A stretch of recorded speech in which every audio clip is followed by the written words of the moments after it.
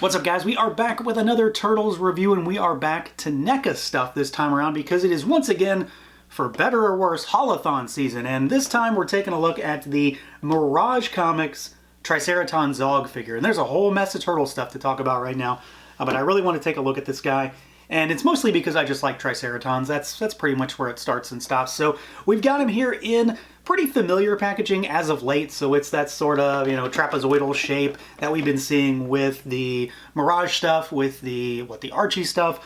But this is just a massive box because he is such a huge, huge figure. So you've got him there in the window. We've got some Kevin Eastman style artwork on the front and the sides that he's done for this packaging that, mimics the old style that we're used to seeing in the old comics. And then the back of the box gives us kind of like a comic sort of panel styling of product shots for Zog, as well as some cross-sell for some other figures in the Mirage line. So let's do it. Let's pull them out and take a look.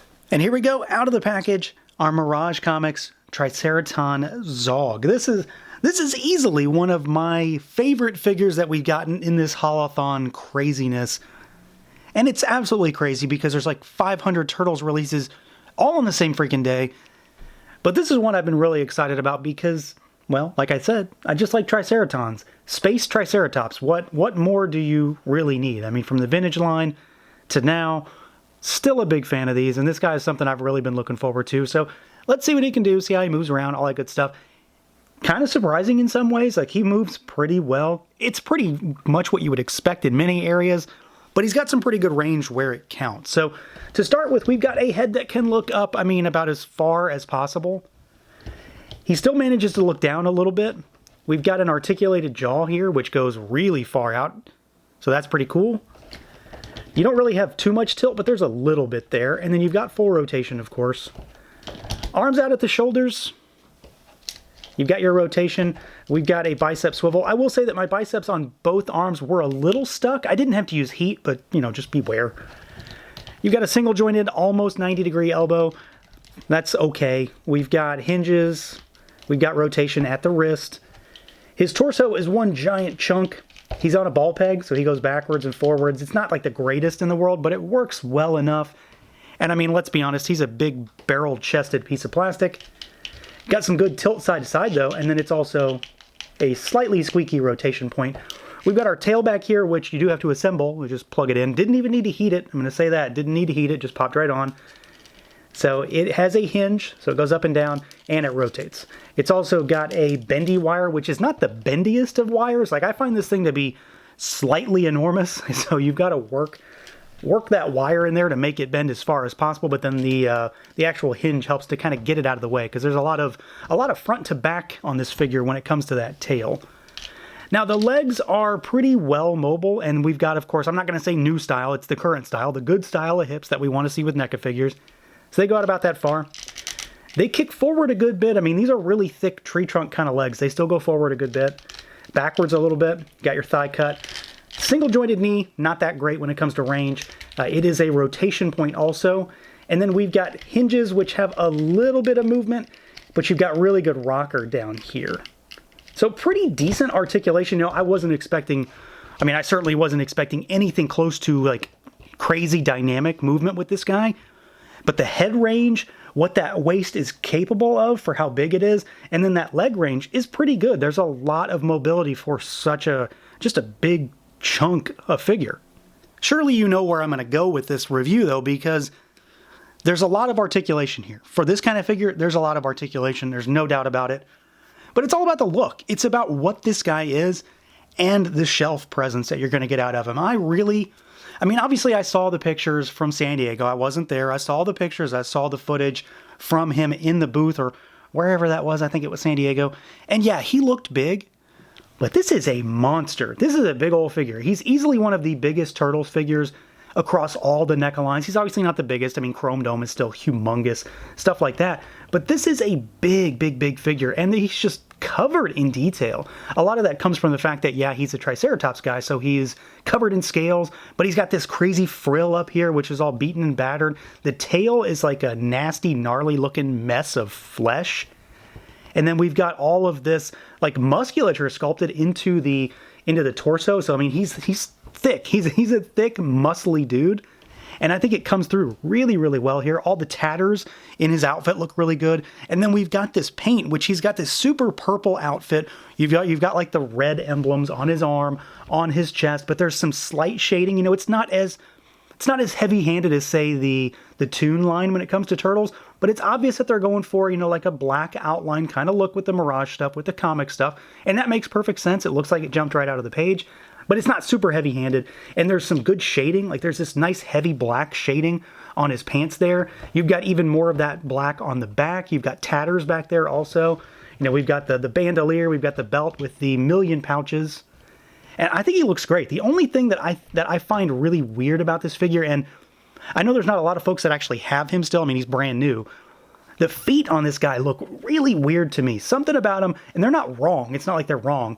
They look like they're on the wrong feet, though, like, or on the wrong legs. And I've gone back and looked at the reveal pictures and other people who have posted them, and they're fine. These are the right feet. They just, something about them look kind of weird. Like, they look like they belong on the other legs, which, now that I've convinced myself of that, I can't stop seeing it. So your mileage may vary on that, of course.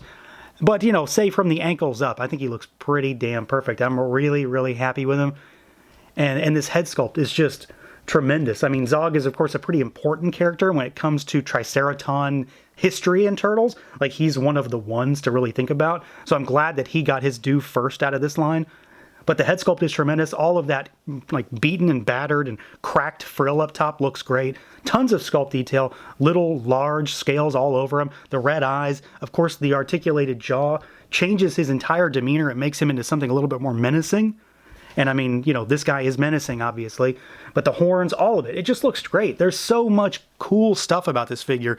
Even if maybe you aren't a big Triceraton guy, this is going to be something that's just going to draw attention to that point on the shelf. He's going to be a big focal point. Literally, he's going to be a big focal point. But there's a lot of cool figure to back that up.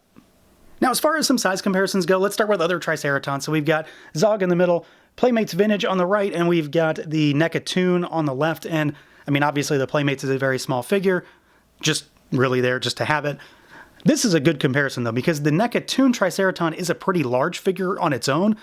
They're about the same height, roughly. Zog is slightly taller, but he's all around bulkier in every other aspect. In every other way, Zog is a much, much bigger figure. Let's take this guy aside.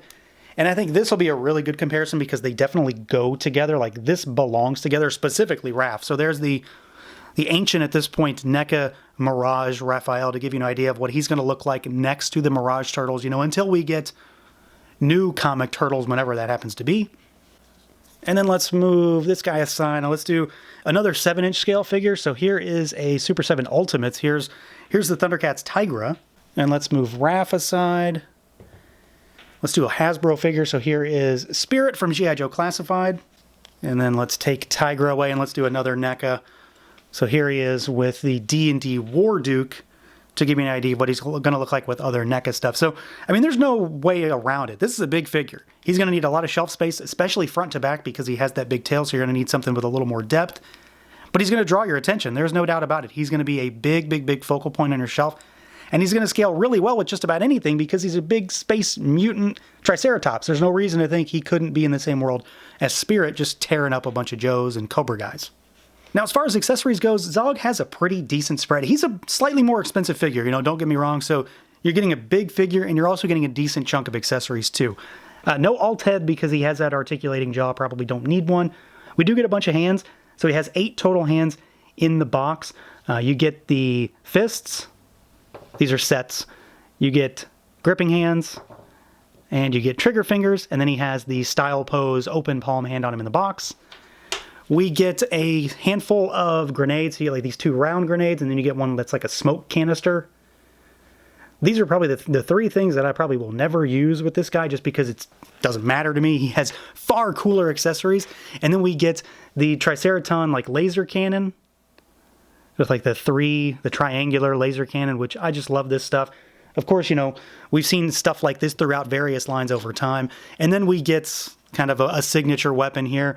You get the sword with like the knuckle duster on it with the spike guard. I really like this one. This is going to be my go-to weapon for Zog for sure, no doubt about it. And then the gun will be second. So he comes with a decent amount I mean, there's not tons and tons and tons, but when you think about the context of this massive figure getting all these hands and then multiple weapons, I think it's a pretty solid package overall. So yeah, I mean, overall, like, this guy's awesome. Like, that's really all there is to it. He's pretty awesome. I love everything about this figure, except for the weirdness that I can't stop seeing with the feet. Maybe I'm right, maybe I'm wrong, whatever, but it kind of bothers me. Otherwise, you know, from the ankles up, I think he's fantastic. Sculpt, paint, detail, articulation, all of it is just fantastic. Articulation is definitely limited. You know, don't get me wrong. It's obviously limited in some ways compared to other figures that aren't enormous and big, beefy Triceratops guys. But for what he is, I think they did a pretty solid job. I love the fact that we have that articulated jaw, and he just looks fantastic. He's basically everything that I want him to be. It's a big space Triceratops, kind of oozes cool right out the gate. And then he comes with a pretty solid array of accessories. There's still a bunch of stuff extra that you get with this guy beyond the fact that he is so massive. So that's going to do it for this look at the NECA Toys Mirage TMNT Triceraton Zog. Let me know what you guys think. Feel free to like, comment, subscribe, and share, and until next time.